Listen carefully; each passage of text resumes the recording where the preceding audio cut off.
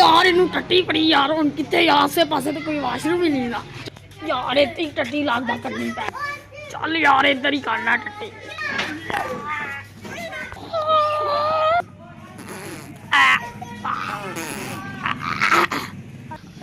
यार स्कूल ही मिल गया यार है केड़ा बंदा टट्टी कीती जा रहा इंदा पता करना है केड़ा सारे दा पानी गैप कर देने आ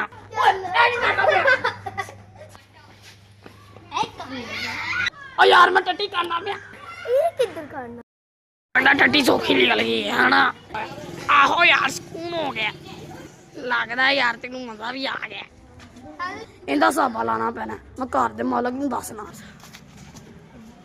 ओए यार राणे दे नाले दे कोल टट्टी कर चल के मैनू दसने पैना